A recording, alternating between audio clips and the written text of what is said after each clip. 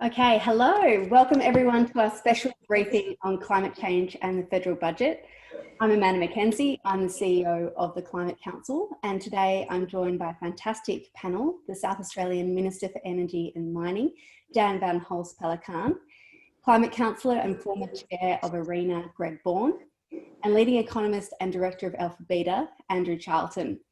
So before I get started, I just wanted to begin by acknowledging the traditional owners. I am meeting you from Wurundjeri country here on the Kulin Nation, and I wanted to pay my respects to elders, both past, present, and emerging, and extend that respect to the traditional owners of the land where you're joining us from today, and of course, members of our audience too. We've got an hour this evening with our panellists, and we've got over 900 people registered. So we've received hundreds of questions, and we're going to try and get through as many of them as possible. We've already woven a bunch of them into the discussion that I'll go through in the first section, and then we'll take a bunch of live questions as we proceed. So if you have additional questions, add them into the Zoom chat or into Q&A, and our team behind the scenes will be putting them together for me. I'd also ask all our panellists to keep their answers relatively brief so we can move through a lot of content tonight. So to give you some context for the conversation, it's well and truly budget season in Australia. In the wake, of course, of devastating bushfires, COVID-19, hundreds of thousands of Australians are out of work, and we've entered the deepest recession since the Great Depression. So it's a very critical time in how we set up our economy and our country for the future. So federal government, state governments have a once in a generation opportunity in how they spend in respect to these budgets that are going on right now. So last week, Treasurer Josh Frydenberg delivered what was long heralded to be a historic budget. And we saw West Australia, their budget came out last week, and there's a number of state budgets coming in the weeks ahead. So the questions we're going to be looking at tonight is whether the federal budget has delivered in terms of climate change solutions, and those solutions that can both kickstart the economy and tackle climate change at the same time. And then also what we can expect from the state governments. Obviously, state governments have been leading the way on climate change for many years now. So those budgets will also be really important in how we tackle the issue. So I'm going to go to Andrew first. You've got first-hand experience constructing federal budgets in the wake of the economic crisis that we experienced in 2007 as Kevin Rudd's economic advisor during the GFC. Can federal governments deliver budgets that both reboot the economy and tackle these long-term issues like climate change? Thanks very much, Amanda, and nice to join you in the panel tonight. Look, the basis of your question is absolutely right. Budgeting in recessions is a very different experience to budgeting at any other time. Most times preparing a budget is about desperately trying to save money here and save money there, and scrape a few $100 million back from this, $500 million back from that, try and trim and deliver efficiency dividends. So most of the time budgets are really tight, and all new spending gets scrutinised extremely closely, as you would expect. But in a recessionary environment, it's very different. In a recession, the government has to spend money in order to support the economy. And in that environment, billions, and in the case of this budget, hundreds of billions of dollars have been spent to support the economy, whether that be through cash or infrastructure or other means. And so the real trick in budgeting during a recession, when you have to spend that money, is to try and get maximum bang for buck. And what that means is spending money that does support the economy, keeping businesses open, saving jobs, making sure households stay above water, but at the same time spending that money in a way that delivers long-term benefits to the nation. And if you can do that, if you can get that double bang for buck, then that is taxpayer money well spent in a recession. And the transition towards a clean energy future is a great example of that. Lots of the investments in infrastructure, in clean energy projects, in the grid, in renewables, et cetera, they are all projects that can do both. They can create jobs in the short term, provide support to the economy when we need it during the recovery, but also support the long-term benefit of a transition towards a clean energy future. And so there are lots of opportunities in recessions to get that double badging. And from the perspective of both the Commonwealth budget and the state budgets, it's important that we look for those opportunities, and clean energy is a great one. Thanks, Andrew. Greg, in this context of what a budget can do, can you give us an overview of the federal budget from a climate standpoint? What was in there for climate solutions and what was missing?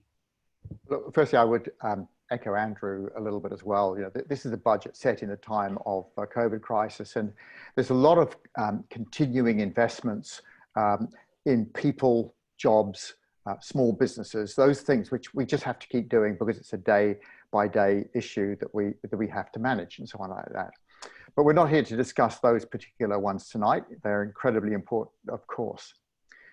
So, Amanda, your question was what about for climate change? Well, shorter answer is very, very, very little. You could almost do a find how many words of climate change there are there, and there's not many, and most of them are in indexes.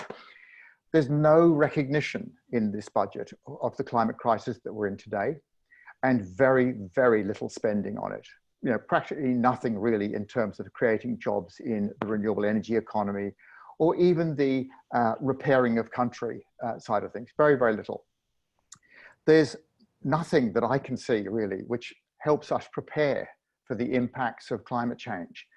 It's as if the bushfires had never happened, that cyclones and floods won't come, and that our general preparedness doesn't matter. It's sort of like a she'll be right budget from that point of view. And if there's anything we can learn from the COVID crisis, you know, which is not a health issue one, it's preparedness. Preparedness is really, really, really, really key. We'll obviously go on to more bits and pieces that are actually in there specifically, but there's not much in there about the climate. Dan, the budget does include $250 million for transmission infrastructure, including a transmission line from New South Wales to South Australia, Project Energy Connect. What does that project mean for South Australia, and how substantial is that investment in getting the project off the ground? Well, it's actually very, very important. There are a lot of things we're doing, and we might have a chance later in our hour together to discuss sort of about policies more broadly. But certainly an interconnector between New South Wales and South Australia is critically important for us. A lot of people consider that just a way for South Australia to link into New South Wales and get access to their electricity when we need it. And there will be times, yes, we'll be pleased to do that, but it's actually about way more than that. We will export far more renewable energy out of South Australia into New South Wales through this interconnector. We have a target for 2030 for 100% net renewable energy in South Australia. I've actually had an important win internally recently, because I continually get advised, oh, Minister, it's the 2030s, it's the 2030s. So I've consistently said, yes, our official target is 2030s. My target is by 2030. And the department in my office and everybody else is on board with me now. Yes, Minister, we can do it by 2030. So you know, the interconnector will contribute to that. We'll be able to export what is often an enormous surplus of renewable energy, which we're often curtailing at the moment for system management reasons. We can export that into New South Wales. We can help the displacement of coal in New South Wales by exporting our renewable energy into that state.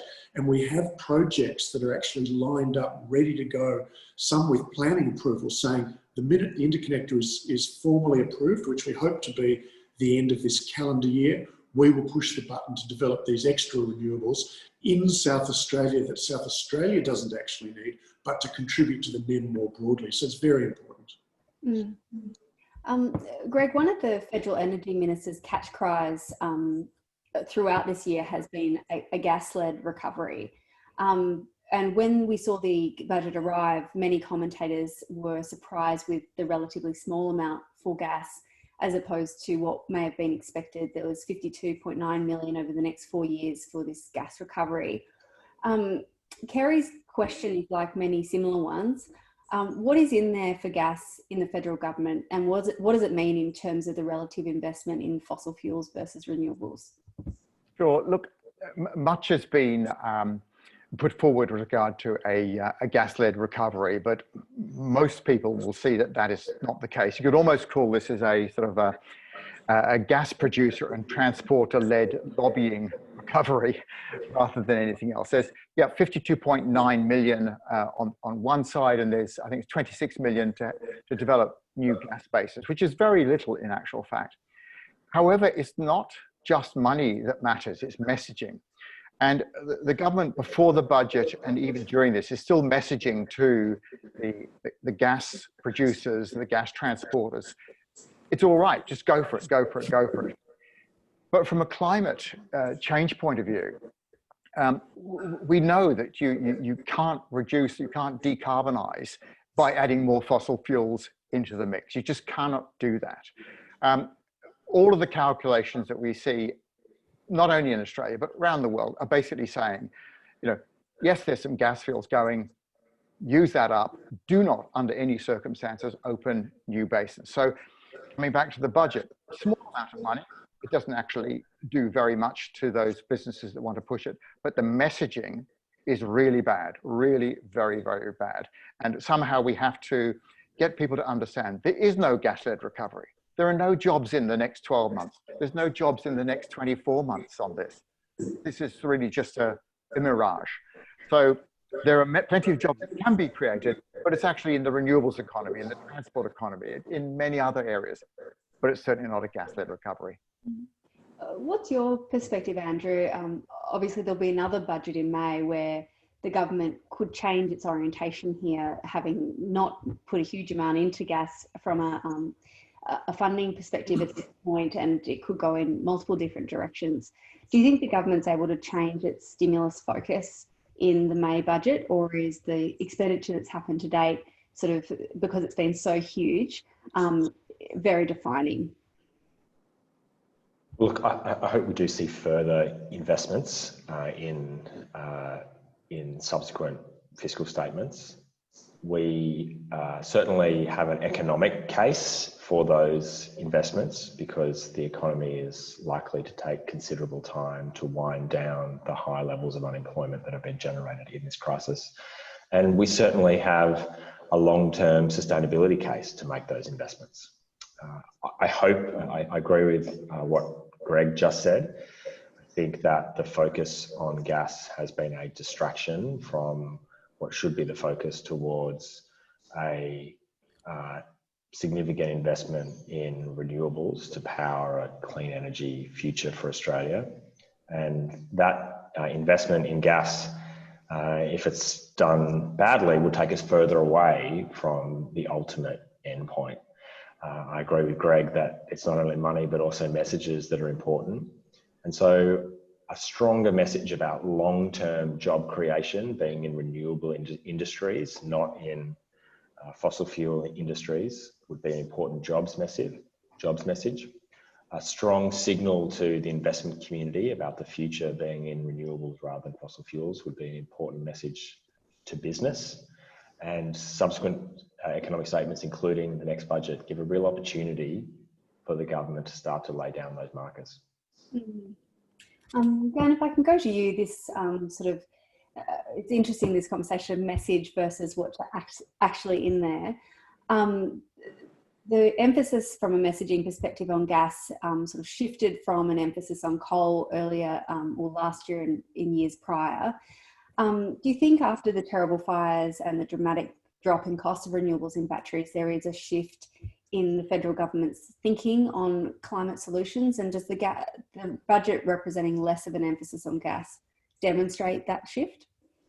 Yeah, look, it's hard for me to speak on behalf of the federal government that's trying to put together a budget and messages, as Greg and Andrew said, to cover all of the states around the country. Certainly, there's a lot in budgets apart from just the numbers, and both Andrew and Greg have said that. From a South Australian perspective, I mean, there's no hesitation in our minds. We need to deal with climate change. We have some very key targets, as I said, net 100% renewable energy by 2030, 50% emissions reduction by 2030, on the 205 targets and net zero across the state by 2050. We're not shying away from any of that. But I also need to say that for us to be able to do that and to do it in a way that's smooth and sensible and supports consumers, we will have some gas in our economy for a very long time to come. It will be less and less over time, deliberately so. It will be used more efficiently so that whatever energy you get out of the gas, it takes less gas to use it. It will enable more renewable energy because we'll have fast start gas generation. So I don't want to seem like a phony, and I mean, I must say gas will be part of our economy and part of our program for a long time to come, but very deliberately it will be less and less and less of it in South Australia, and more renewables over time.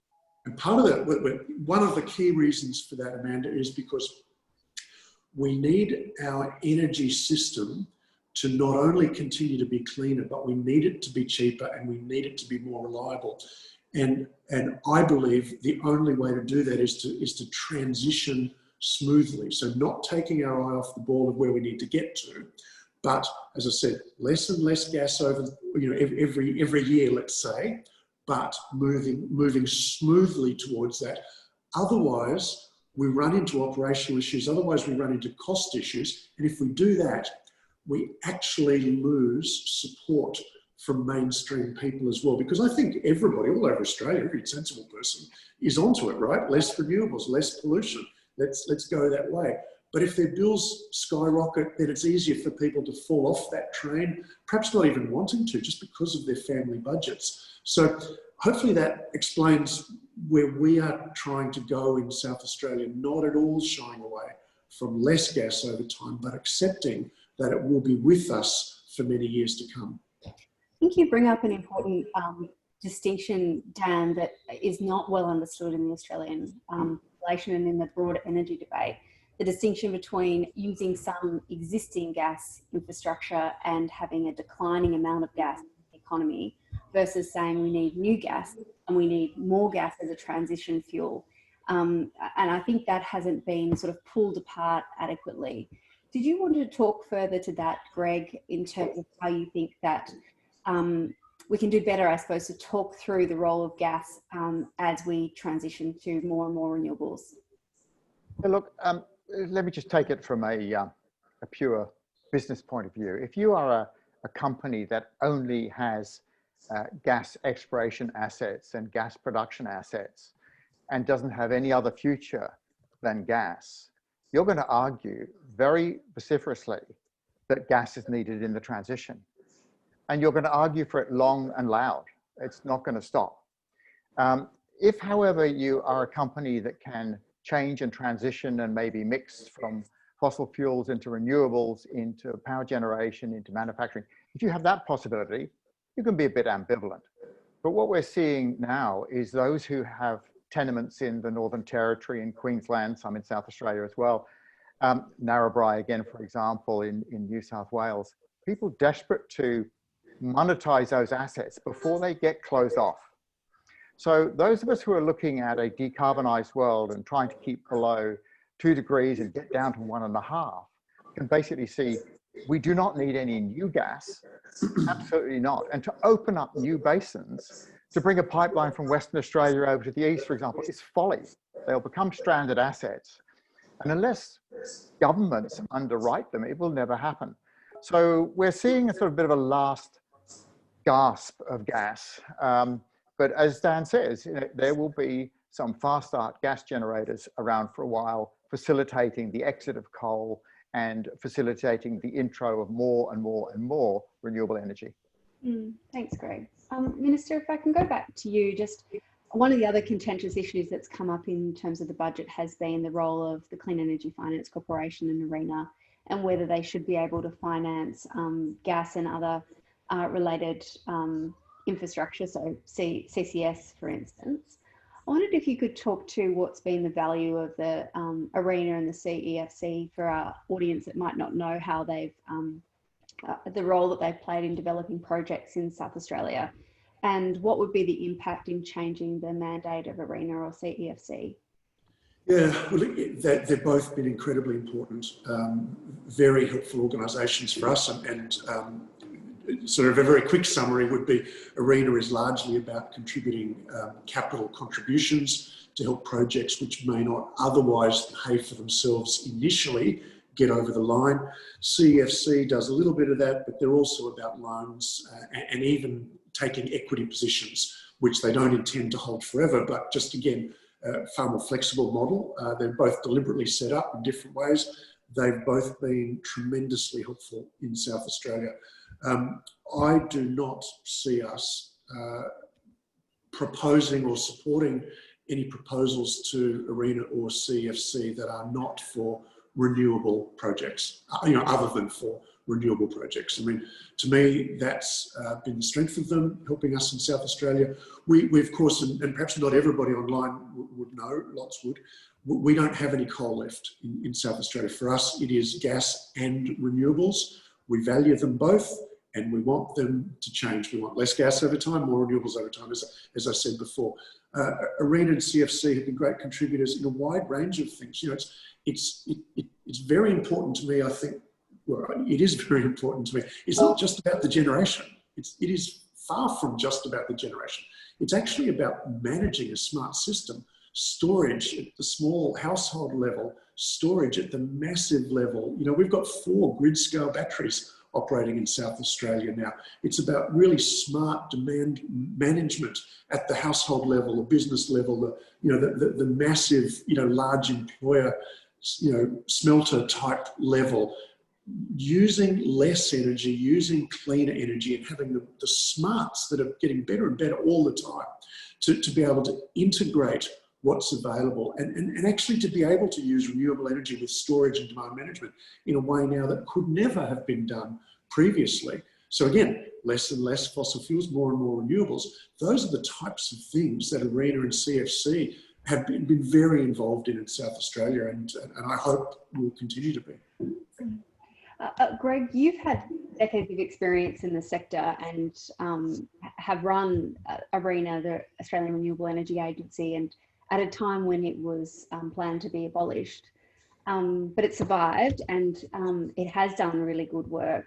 In the federal budget, there is a commitment to 1.4 billion over the next decade, which is very much welcome, although it does represent a reduced operating budget when compared to previous budgets. And there is this flag of, will the mandate of ARENA change? What are your reflections on the ARENA funding and whether the mandate will change and what the impact would be on ARENA's role? Thanks, Amanda. Well, look, firstly, both ARENA and CEFC have been amazingly successful, and they were set up under obviously previous governments under very strong legislation. And in actual fact, ARENA's funding runs out in 2022. That's in the legislated funding. So as we go forward, we are seeing a little bit more money coming in via this budget, but it's not coming in via a legislated table. So what can be given can be taken away really rather quickly. So we will see. But first, let me say that the thing with ARENA and CEFC, there was a strong independence, a strong drive to create a different future. And it wasn't just about solar panels, and it wasn't just about wind. It wasn't about that. It was about the whole system. And as Dan mentioned, there's a lot of smarts that are involved, a lot of smarts.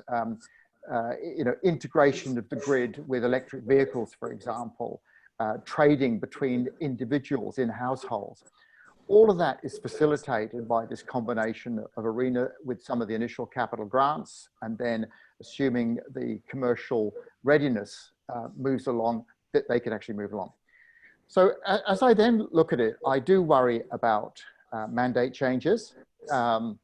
Without doubt, CEFC looks like they will be able to invest in things where they make no return on their investment, which is rather unusual for a particular government to require. And the same with ARENA. Will it be able to invest in the things it needs to invest in, or will it get forced under direction, we don't know, by the minister to invest in some of the things like carbon capture and storage? The one thing I would say that is going for ARENA and CEFC, and I'll be a little bit incorrect in my language, is that the people who run it have very, very good bullshit detectors. You have to pass the things of the technological readiness level. Is it going to work? Is it really going to work technologically? But then more importantly, is it going to be commercially ready? Has it got a chance in hell of becoming the first solar panel and then suddenly burgeoning out into hundreds of millions and indeed billions of panels? Or is it just going to die a death in a corner? And that BS detector is really, really important. The thing I'm looking for in both the legislation on CEFC and what will come up with ARENA is, are they going to try and emasculate the decision-making, independence, and logic? That's the key danger. Thanks, Greg. Andrew, if I can just shift the conversation a little bit now to thinking more broadly about the impact of the budget, but also what other players can do. There has been a discussion about how the budget could have done a lot more on climate change, even though there were some smaller important pieces like that transmission piece I mentioned earlier. If the budget isn't doing a sufficient amount to build momentum for clean recovery, what opportunities are there for business, for state governments, for local governments to play that role in pushing for a clean recovery as we move through the next few years? Well, I think the first thing to say is that you're right. The government did miss an opportunity in this budget to promote more clean energy. It was supposed to be, it was billed as an infrastructure budget, yet there was a tiny amount of money, $5 million, to invest in electric vehicle manufacturing. It was supposed to be, more broadly with a big fund around manufacturing, but again, very limited money around renewables, which is one of the largest manufacturing opportunities Australia has in the future. So there was certainly, I think, a sense that the opportunity to create jobs and transition towards a clean energy future wasn't fully grasped in this budget. But as you say, that does leave the door open for actions from other parties, including state governments, including businesses and other players. And many of the areas of action that's required for a clean energy future do sit in the purview of state governments. State governments have been really proactive throughout Australia's history around building policies to support clean energy and support confidence for investors in that sector. And I think the next few budgets that we see from state governments provide a real opportunity to deliver more of that. Thank you. Well, if we sort of expand further on that, as I said earlier, and Andrew's alluded to, we're seeing a number of state budgets coming out shortly, South Australia, Victoria, New South Wales. Dan, if we can go to the South Australian context for a moment, and I know you can't share many details of the budget that you're planning, but I wondered if you could talk us through the approach you're taking to thinking about this challenge of constructing a budget in the COVID environment that is rebooting the economy, but is also tackling emissions and climate change. Yeah, well, if I hark back to something that Andrew said at the beginning, Amanda, which is, we're in a stimulus world. Everybody is spending way, way more money than we ever imagined we would or we could previously. What was impossible before is currently happening all around the world, let alone Australia and South Australia. But you still need to do it as responsibly as you could. And Andrew said you need to get the stimulus happening, but you need to find some other productivity and some other benefits as well. And I always look at, there's three things. You need to get your stimulus. You need to find productivity or infrastructure or efficiency longer term out of that expenditure. And then you need to get something else. The something else could be emissions reduction. It could be domestic violence prevention. It could be Aboriginal affairs. You've got to also get something else that's very positive for your jurisdiction. So with that in mind, I also look at the federal budget, and I listened and hear clearly what people have said about the federal budget. My view perhaps is a little bit more optimistic. Whatever's there that's good, we might as well take it. So from a South Australian perspective, there's a commitment to underwriting early works on the New South Wales South Australia interconnector. There's support for Marinus. There's support for Snowy. So is there enough? Is there not enough? Well, the budget, it's done now. It is where it is. let's pick out all of the good bits, use them to our very greatest advantage. So we're coupling that with our money. And yes, I appreciate what you said. I'm not at liberty to talk about the details of our budget, which will come out on the 10th of November. But I can tell you that, you know, I've had good support from our Treasurer and our Premier for additional money for renewable, you know, and climate change impacting in a positive way projects. You know, we're doing everything that we can in that way. And it is very true to say that money spent on renewable projects and clean energy projects, so including more than just the generation side of things, is money well spent. It's money that will provide a financial return. It's money that, if done well, can help get electricity prices down, make it more secure, create jobs, contribute to cleaning up the environment or reducing emissions. We're very focused on that. We know that investing taxpayers' money on those things, and not only those things, but we have a strong bias towards that stuff in South Australia. We'd be grateful to take whatever we can get out of the federal budget, couple it with our money, and push down that path. Thanks, Dan. Greg, you've been the author for some years on an annual Climate Council report ranking states and territories on their renewable energy policies, and South Australia consistently has taken out the first place. Can you speak to how state governments with strong renewable energy policies that are putting those in place, how will they go in terms of this sort of economic recovery? What are the advantages in factoring in climate change action in terms of an economic recovery? Thanks, Annie. Well, first, let me just congratulate Dan for what's going on in South Australia. It's very forward-looking, and perhaps that is the key thing, you know, being forward-looking. So I'm very fond of saying that, you know, sort of jobs are won and lost in states and territories. Impacts of climate change affect people, citizens within states and territories. Not much actually happens on Capitol Hill with regard to that. Therefore, states and territories have been showing more and more and more leadership as time goes on with regard to climate change and renewable energy. It affects you there. You know, the drought occurs, you know, in New South Wales, in Queensland, in South Australia. The floods occur somewhere, cyclones occur elsewhere. So leadership, I think, has to come from the states. I'm encouraged in my home states, Western Australia, and I'm encouraged that Western Australia is now beginning to take off on renewable energy in a big way. And it's not that long ago when a particular treasurer, who will remain unnamed, said, you know, this will never fly in the West. Western Australia is doing some leading now. And Amanda, you and I were in the Northern Territory a while back.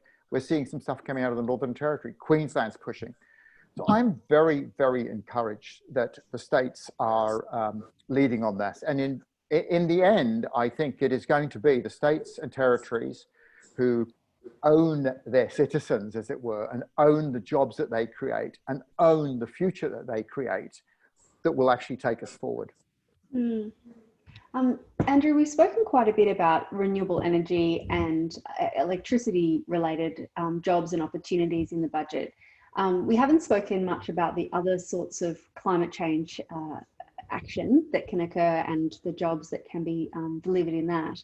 I wondered if the audience, we published a report with Alphabeta earlier in the year looking at a clean jobs plan, looking at a number of different policy areas.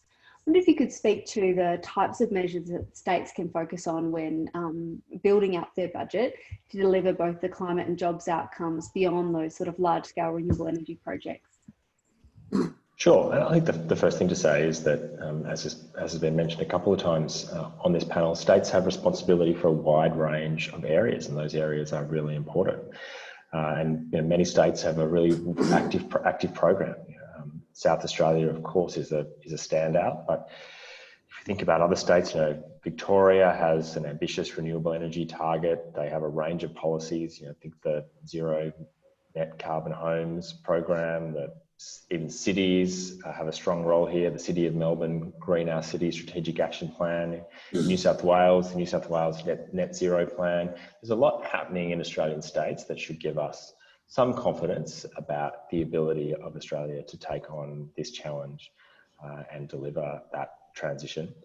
In the work that we did with the Climate Council earlier this year, we identified a range of opportunities that would help both Commonwealth and state governments to tackle the long-term challenge of climate change, as well as supporting the economy. And those went well beyond utility scale renewable energy, also looking at ecosystem restoration projects in public and active transport construction, programs to address organic waste, look at energy efficiency in buildings, create new urban green spaces, look at community scale storage. All of these opportunities are opportunities that we identified as having the characteristics that you would want right now. That is, they are able to be deployed in short order to support the recovery. They are job intensive and will create lots of work, particularly amongst low and medium skilled Australians who need that work most now. And third, they support that transition towards a clean energy future. So there are lots of options on the table, and hopefully many of those will be picked up over the coming years as we build out of the recovery, get that double bang for buck that a number of us have been talking about from the recovery, and support jobs and climate at the same time. Dan, do you see opportunities for South Australia in some of those other areas beyond the sort of renewable story? So transport, public transport or electric vehicles, energy efficiency, ecosystem restoration. Are there things that you're thinking of in terms of your approach to the recovery that speak to those issues? Yes, Amanda. Hydrogen, of course, is a massive opportunity. I know all the states are well focused on that. We believe that we're extremely well placed for domestic consumption and also export of green hydrogen. And, you know, different states are working on different things. I think it's really Tassie and South Australia that are probably best placed for genuine green hydrogen, which is what some overseas governments have committed themselves to consume. So there's a huge growth opportunity there. A lot of the things you mentioned, yes, you know, we are releasing, almost as we speak, our electric vehicle strategy. You know, that's very, very exciting. Now, you know, I'm sure most people listening would understand, but not necessarily everybody all over the country does. Electric vehicles aren't just about low emissions or no emission transport. I mean, yes, of course, but they're mobile batteries. That's really actually what they are from an energy system. They are portable household batteries. Massive, massive opportunities for our system in that regard. The other thing I'd say, and this is a real driver for me, Amanda, while of course we have imperatives with regard to cleaner energy, when we get cleaner and more reliable and cheaper energy, that actually energizes our whole economy in ways that it couldn't before. And if you think about a world, you know, if we go back, let's just say a decade, right, where it's very focused on renewable generation, very focused on wind farms. Yes, at times, enormous amounts of super cheap, super clean, good electricity. At other times, you haven't got anything that's clean. Our job now, and the job I'm so committed to, is actually making it work. So sure, we can make sun and wind, we can make as much electricity as we want. We actually have to make it work for consumers. And then when we do that, we're doing so much more than just addressing climate change, just reducing emissions, just helping people be responsible in the way they want to. You know, if we have a project right now on the APY lands where diesel generators run about 10 power stations. We're investing $9 million to put solar up there. That will reduce I think it's 7,600 tonnes a year of carbon will now not be emitted, but we'll still be running diesel with the solar for a long time. So we're not where we want to be, but we're making a huge inroad into it. If we can get cleaner electricity, and you know, maybe the steel smelter at Whyalla, if they're running on electricity and gas, if we can just reduce their emissions, and let's just pick a number, right? Say we reduce the emissions by 40% in 5 years, what a gigantic step forward that will have been. But then we're protecting the jobs of the people that work there as well. We're protecting the whole Whyalla economy. Clean, affordable, reliable, cheap electricity does way more than just the obvious environmental benefits. Absolutely, the flow-on effects can be huge. Yeah. Greg, if I can go to you with this sort of a collation of a bunch of questions coming through online. There's a lot of questions about how the federal budget funds or does not fund bushfire relief, and how bushfire relief can be a way to create jobs, and also the issue around it's sort of a related issue around deforestation and the impact on climate change. I wondered if you could speak to whether there is scope in the budget to fund bushfire relief, and then also around how we can bring out, find the economic benefits in that sort of restoration work in bushfire areas, as well as deforestation, preventing deforestation. This is a tricky one. Clearly, the bushfire relief that has occurred, some of which is done very well, some which hasn't been delivered, basically comes out of just the current budget at any particular time. It's not where you want to be, but you always want your government, state and federal, to be able to stand behind people who are suffering from either bushfires or cyclone damage or droughts and so on. You want that. But in a world where climates are changing and it's affecting multiple people, some directly via bushfire, some via drought and so on like that, then it comes down to what are the things that you need to do to change year by year by year. And whether it is different types of planting in the agricultural communities, whether it is managing forests in a different way, all of that has to be done. Unfortunately, what we see by successive governments of all colours, really, let's be fair, not thinking beyond the sort of the 3-year or 4-year time frame of a budget. To do these sorts of transitions, you've got to be actually thinking, funny enough, a bit like a BP that I used to work for or a BHP, you've got to be thinking 20, 30, 40, 50 years ahead to manage what is the people within the ecosystem, whether it be the ecosystem of being agricultural, southwest Western Australia, wheat farms, which are becoming rather saline and hard to grow stuff there these days, or whether it's bushfire on the East Coast or so on. It's long-term thinking. You won't see that we certainly didn't see that in this budget at all. And it's only when you begin to start seeing a government saying, we've got the short-term issues, we've got medium-term issues, these long-term issues we must fund, and we must fund on a bipartisan basis as we go forward. I fear that for a little while longer, we will see reactive funding to disaster rather than proactive planning for the disaster, which will come along bit by bit. Andrew, just to take us back to Dan's point about the influence of some of this renewable energy policy and what it means downstream from either a social perspective or a range of other perspectives, I wonder if you could speak to the influence of some of the policies that are identified in the Clean Jobs Plan in terms of supporting domestic manufacturing. That's been one of the big issues talked about in the last year, and whether that we can be both building clean jobs in an immediate sense from renewable energy, but if there's downstream opportunities in manufacturing too. Yeah, absolutely. And certainly, manufacturing was one of the areas highlighted by the government as being a priority for the budget. And Australia, when it comes to manufacturing, I think it's the right thing for the government to do to seek to build up Australia's manufacturing base. I think we had a bit of a wobble over the last 5 to 10 years where we lost confidence in our ability to be a successful manufacturer in Australia.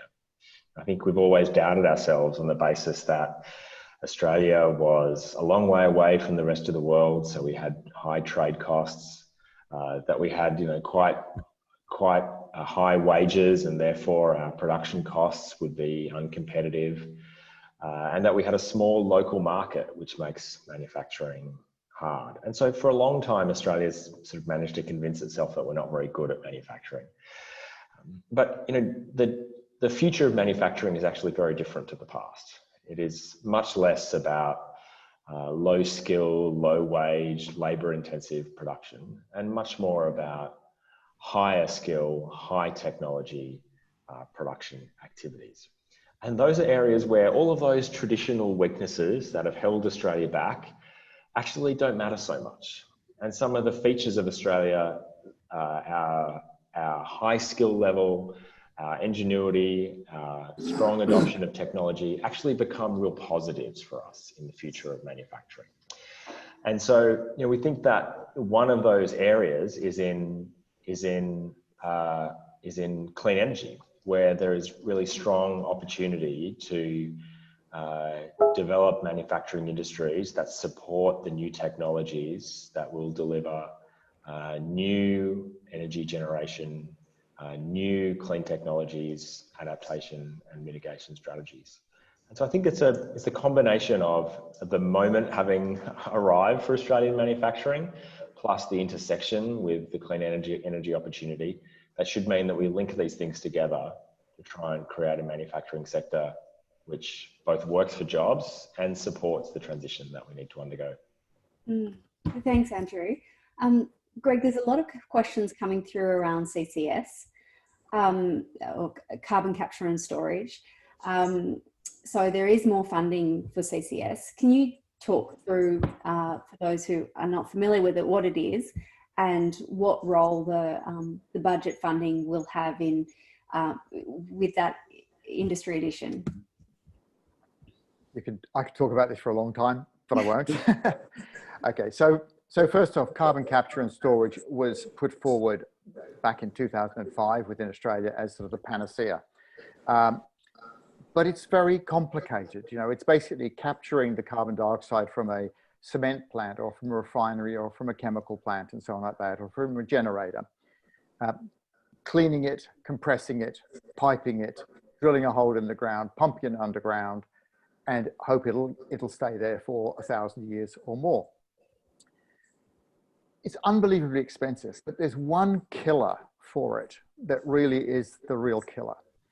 And that is that every single one of these projects is bespoke and does not lend itself, therefore, to scale efficiency. So if the audience about a solar panel, one, but then there was 10, you probably got them on your roof.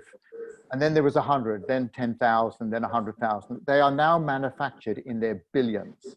They all look roughly the same. They all do roughly the same. They're cheaper and cheaper and cheaper. Not cheapest chips, but cheaper and cheaper. Every carbon capture and storage project is different. Different capture, different storage, different piping, different community through which the pipes have got to go. Socially and environmentally, very difficult to do. Financially, basically not financeable at all. So we've seen some money in the budget. I think it's more of a sop to parts of political parties rather than anything else.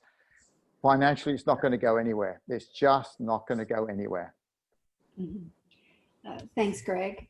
Dan, we're getting quite a lot of questions around rural and regional communities and what the benefit of some of these climate change policies can be. I wonder if you can talk to the South Australian experience and what's been the impact for rural and regional communities on a scale up in renewable projects. Yeah, well, look, it's a topic very, very close to my heart, Amanda. I don't know whether you know or not, but I live about 300 kilometres north of Adelaide in the Upper Spencer Gulf. Used to be called... the first time, Dan, actually, when... Yeah, of course, in that office. I'm sorry, yeah. It used to be the Iron Triangle, right? Now it is becoming one of the, the renewable energy generation hubs of the world.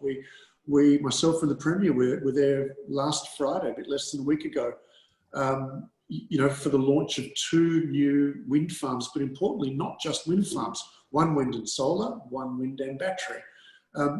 Incredibly important. So jobs, of course, a bit of pride, of course, a cleaner environment to live in, of course. And interestingly too, these projects not only are living off the abundant sun and wind resources, perhaps an ironic way, they're also living off the extraordinary transmission network that's based around Port Augusta, where the coal-fired power station used to be. So the Davenport substation is still there. So it's an ideal place to generate your electricity because you can get it straight into the grid. We've got a lot of projects which now combine different types of wind, sun, storage, a proposal for hydrogen, etc. We're way past just our wind farm or just our solar farm. So in terms of other benefits, you know, it's a place that people want to be now. It's a lot more exciting. It's a place that those of us who live there have always loved, but it's getting attention, it's getting interest. We have 20 hectares of greenhouse tomatoes being grown hydroponically under greenhouse at Port Augusta. 20 hectares, that's a lot. With desalinated water out of the Gulf, a massive solar thermal tower that heats water so that hot water can be used for heating throughout the greenhouse.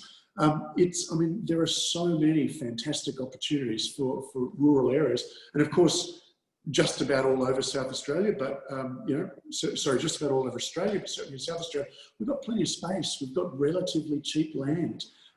You know, we have massive opportunities for this to continue for a very long time to come. It's a great thing for regional development. I have seen that amazing tomato farm, and it's absolutely beautiful to see. And I think it's now supplying something like 50% of Australian tomatoes. It's just a huge farm. Yeah, it's tremendously exciting. It's a great place to visit. It's high tech in some ways.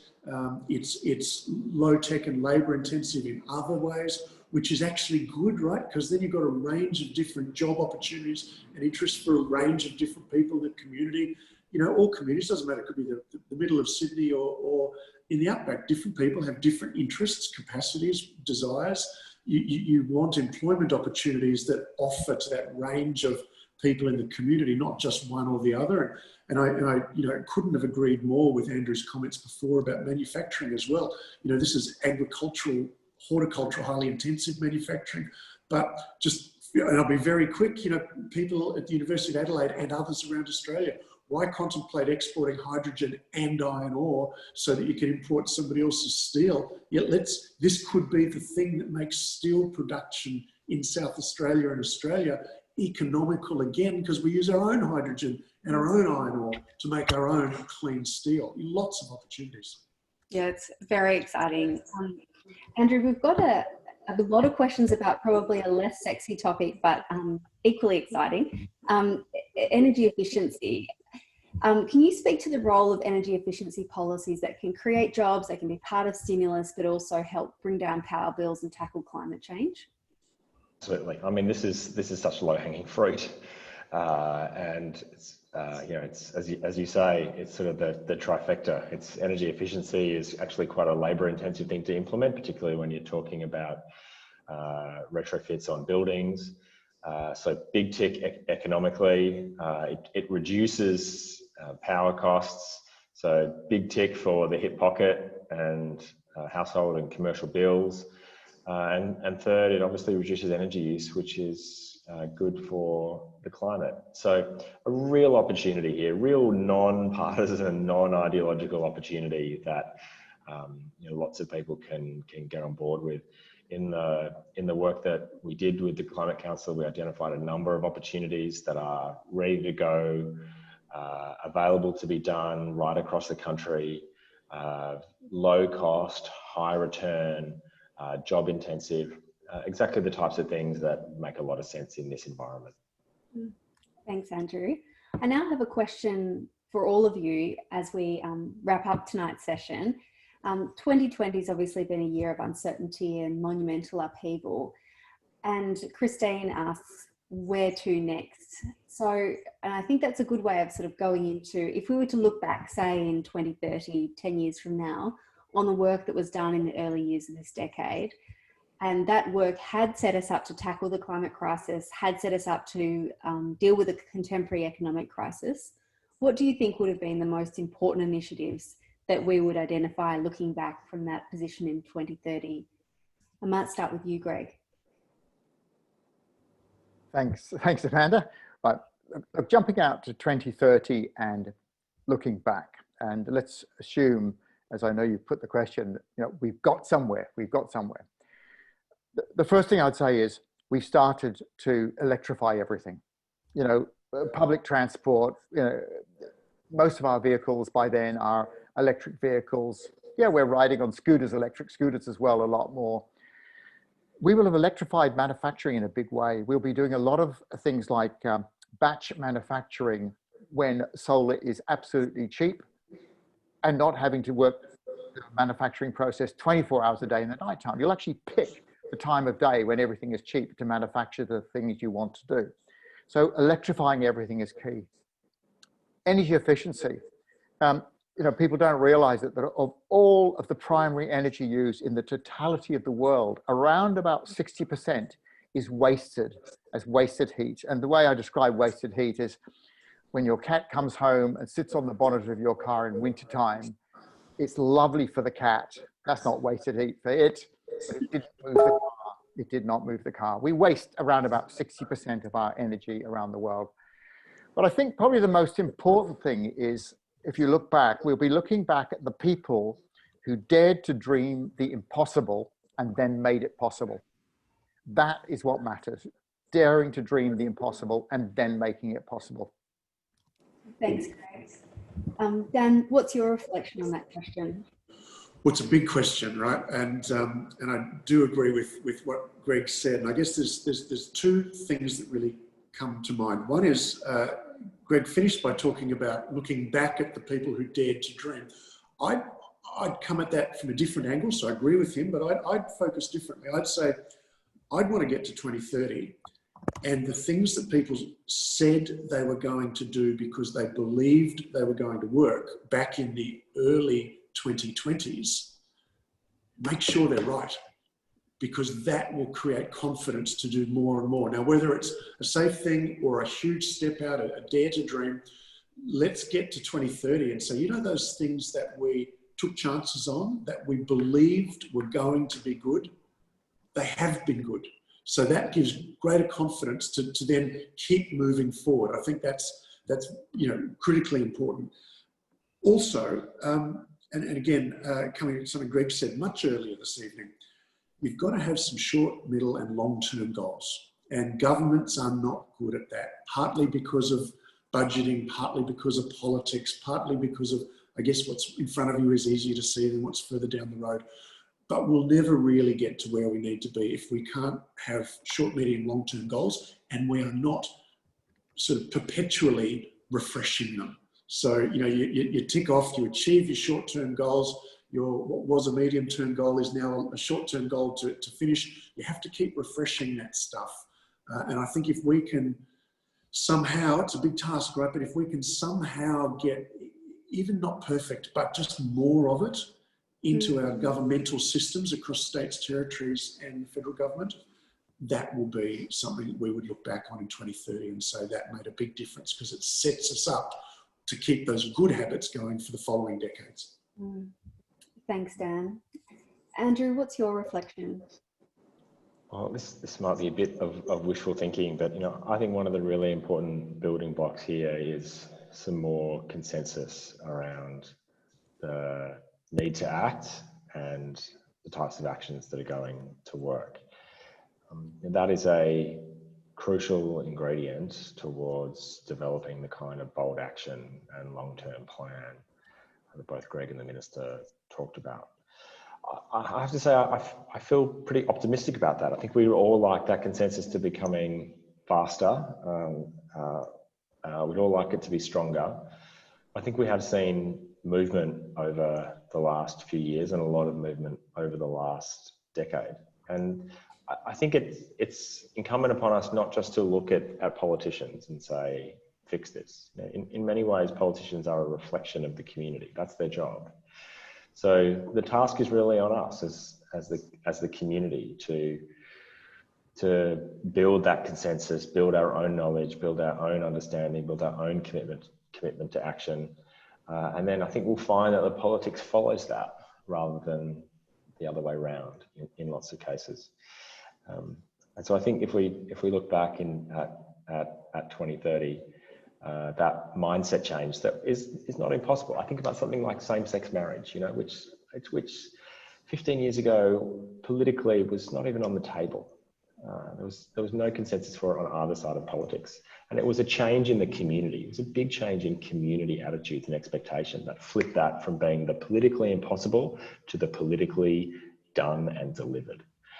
And we need more of that in this space as well. And I feel optimistic that it's coming, but it can't come soon enough. Absolutely. Well, thank you, three of you, for participating so wholeheartedly in this panel tonight. I think that you've ended on some really important points for us in that sort of the community attitude changing, building consensus. I think every one of us that has watched tonight can go away with the view of building more consensus and ensuring that those around us are hearing the optimism that's come through the panel tonight in terms of the opportunities that there are in tackling this issue and building economic prosperity at the same time. I think, Greg, you've told us we need to dare to dream and be those dreamers at the start of this decade to make sure we're getting to where we need to be at the end. But then, as you said, Dan, we need to get things right. We need to be building on each step that we're taking. And I think that there's a lot of state governments and others around Australia that can be learning from the actions that South Australia has been taking. We need to really find the places where things are working, and we need to replicate them quickly. So thank you to our panel, and thank you to the hundreds of people that have joined us this evening and have sent through such thought-provoking questions. And of course, thank you to all of our supporters whose donations power our work and ensure we can host events like we have tonight. We definitely couldn't do it without you. If you want to read the Climate Council's Clean Jobs Plan, the link is in the chat now. And if there's bits that you've missed tonight, there'll be a recording of the webinar, so we'll email that out as well. So stay tuned for more webinars, and thank you everyone for participating tonight. Thanks, Amanda. It's been fantastic. Tremendous. Thanks a lot, Amanda. Thank you.